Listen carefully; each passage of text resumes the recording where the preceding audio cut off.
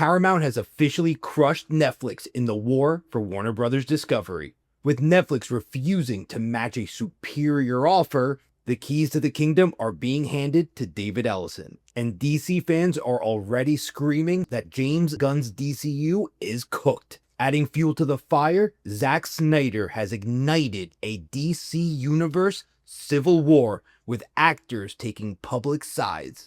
In reference to the Paramount Warner Bros. Merger, the shock isn't just that Netflix walked away, it's that Paramount, whose appetite is stronger than your mom after a prayer session with the UPS guy, actually managed to edge out the streaming king. Paramount a few days ago put in a new offer that was substantially better than their previous one. WBD's Board of Directors formally declared Paramount Skydance's revised $31 per share all-cash offer was the company's superior proposal. Netflix responded by saying that they would not match their offer, resulting in Paramount officially winning. This means as long as Regulators don't bar this from happening, then Paramount will be purchasing Warner Bros. Discovery. I am predicting that the regulatory fight will be very easy for Paramount since the leaders are friends with Donald Trump and the Trump administration. Now, while Donald Trump doesn't decide their fate, he appointed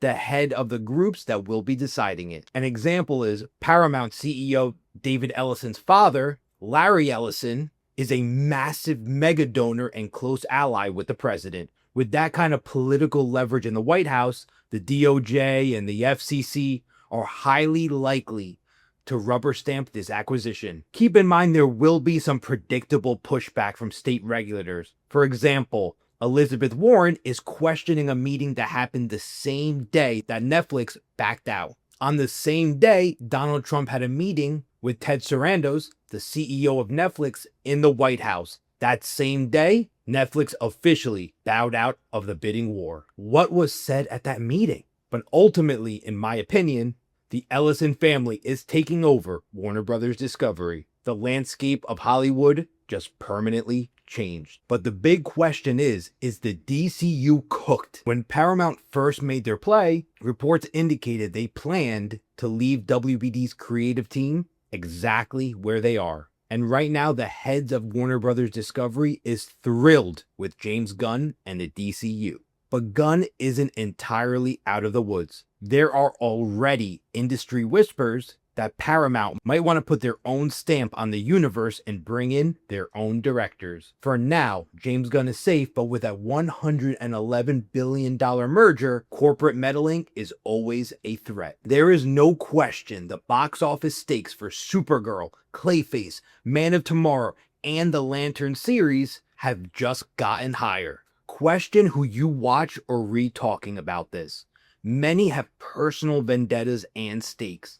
A good example is Josh from Den of Nerds, who I like by the way, but was publicly humiliated by James Gunn, and Josh has never forgiven him for that and has gone after him in every way possible, including today. Interestingly enough, I made a poll asking, do you think the acquisition is good or bad for the DCU?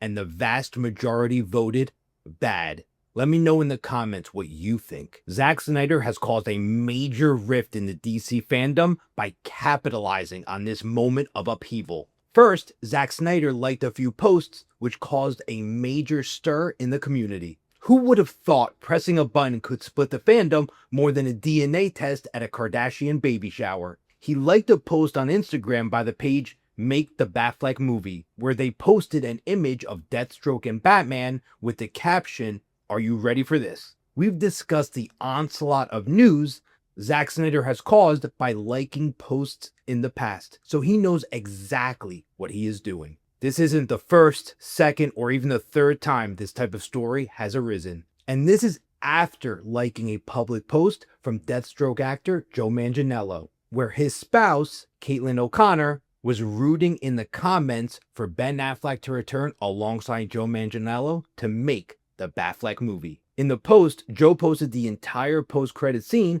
of Zack Snyder's Justice League, featuring a scene where Lex Luthor provided the secret identity of Batman to Deathstroke. Deathstroke blames Batman for the death of his son, so he is seeking revenge. The scene was meant to spin off to a solo Ben Affleck Batman movie where Deathstroke would have been the main antagonist. Joe Manganiello's post had the caption, "You better not be wasting my time." Zack Snyder also posted several images this week related to the DCEU, with some interpreting it as coded messaging. First, we have a 300 image with the caption, "March is close, where my story begins. Birthday month, and somehow the month where so many of my films found their way into the world. 300, Dawn of the Dead, Watchmen, Sucker Punch, Batman v Superman," end quote. Some have taken the first sentence to relate to potentially big news. Others have looked at the package as a war cry of what is to follow. Second, we have Henry Cavill as Superman with the caption from a famous Joseph Campbell quote from his influential 1949 book, The Hero with a Thousand Faces.